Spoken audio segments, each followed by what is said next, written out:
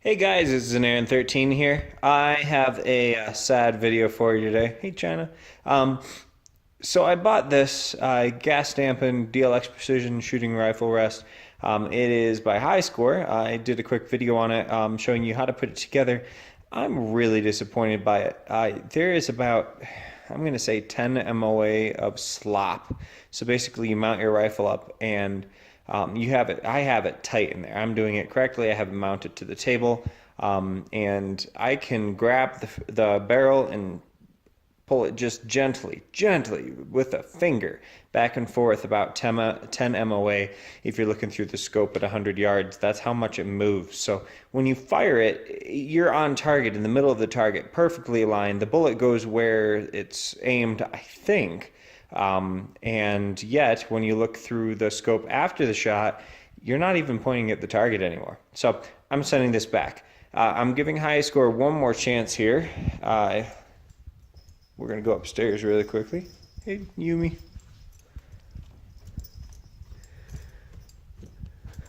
Alrighty. And normally we use our table, but I've been reloading, so it's a bit of a mess right now. But this is the big brother. We're going to do a quick unboxing of it. Now this is the Hyskore dual dampening system.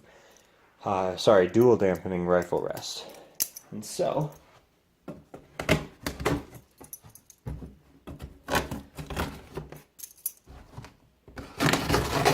now one cool thing about this is, even though they were both ordered from Amazon, this one appears to be at least somewhat protected. It looks like they tried.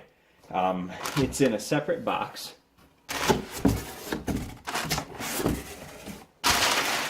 There's a little bit of protective paper in here, although to be honest, Amazon doesn't really do all that. They don't put that much effort into it. But the other box arrived damaged. Oh, here's some damages, but in all reality, that's a lot better than it was.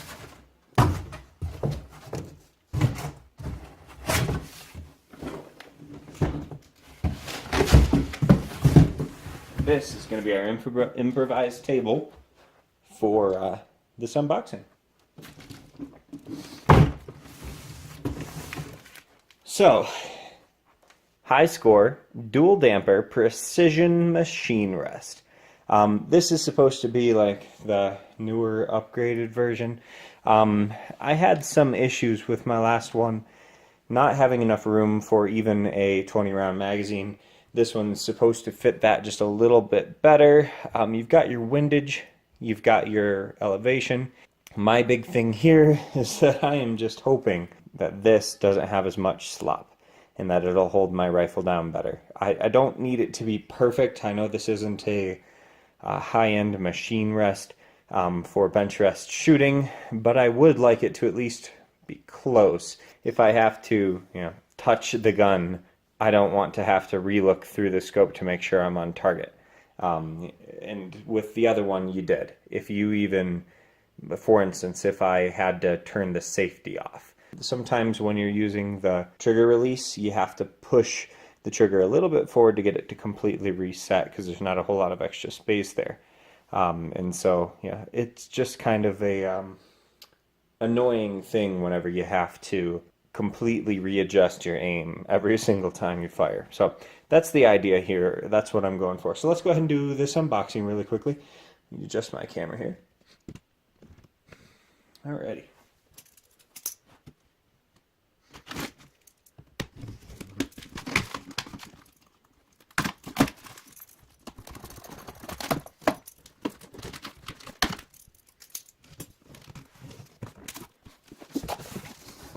All right, we have a box in a box.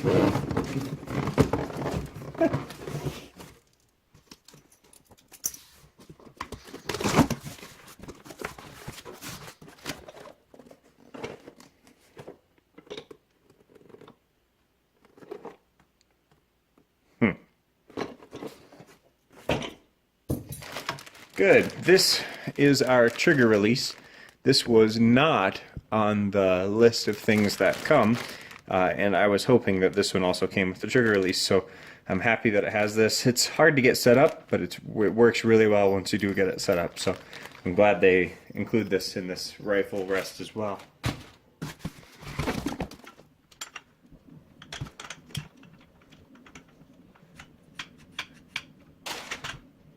It already feels like there's a lot less slop with that. Is this really just a... Yeah, it's just a box in a box. There's nothing in there. So they did a much better job of protecting this one, even though our internal components are a little whack. Ooh. Alright, so on the last one, my windage adjustment. You could grab this and move it a good... probably 1/4 inch to 1/2 inch just by applying pressure. That's solid. This is solid. Everything on this is solid. I'm really hopeful about this. I was worried. I almost didn't trust Hyskore to do this again. I almost went with the Caldwell lead sled and just gave up on Hyskore. But I like the idea of not having to carry around weights, and so that is a big thing for me right now, trying to decide between these. Now, one thing I'm looking at... Oh, okay. So it looks like my my elevation might be adjusted here.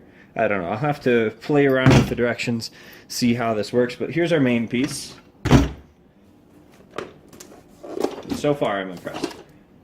The other one, I was impressed as well, but I was nervous about the windage screws, and they actually wound up being an issue. And not even just the windage screws. There was a piece on the other one that was, you could grab it and move it a lot. It was very sloppy. If you watch my other video, you'll see what I was talking about. So in this box, we've got another CD, and that has directions on it. I checked out the other one. I'm sure it's the same one. There's just not a lot of directions with that, and I don't really think that I expected much more than what they gave, but it wasn't really installation directions. It was just more a set of, hey, here's the basics of how this works. So I'm not complaining, but still I'm complaining.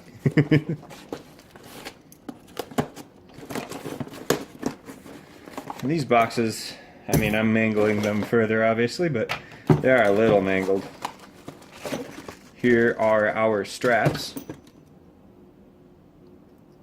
Hey, China.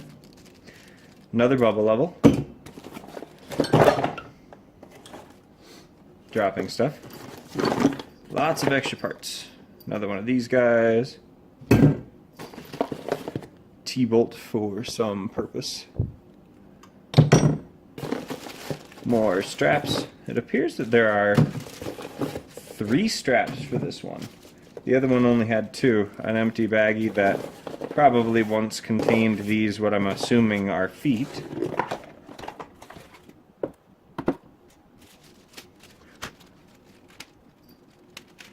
There we are. And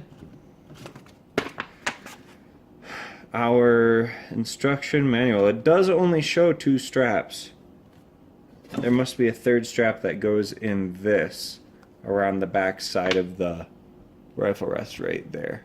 So, yeah, 3 straps. Let me go ahead and get this thrown together, and I'll go ahead and try it. Assuming this one works well, I'll do a more in-depth review of this later. I was planning on doing a review of the DLX. I'm taking that back. It just is very disappointing. It's almost unusable. If you're going to have to readjust the windage and the elevation every single shot, you might as well just get a Caldwell lead sled. I mean, I'm okay with minor adjustments, but I mean, this was way off. And so, the lead sled, one of the problems with it is it absorbs the recoil, but if you're not actually touching it when it fires, it's going to move. It's not mounted to anything, whereas these are, and that's kind of the draw to them. So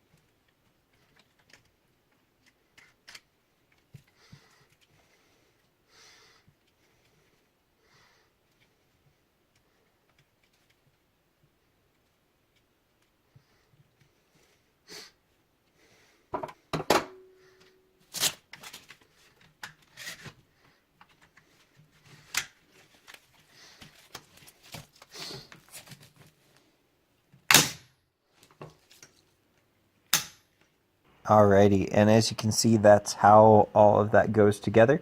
If you guys have any questions, go ahead and leave me a line below. Don't forget to subscribe, and thanks again. Once again, this is an Aaron 13, and I'll catch you on the flip side.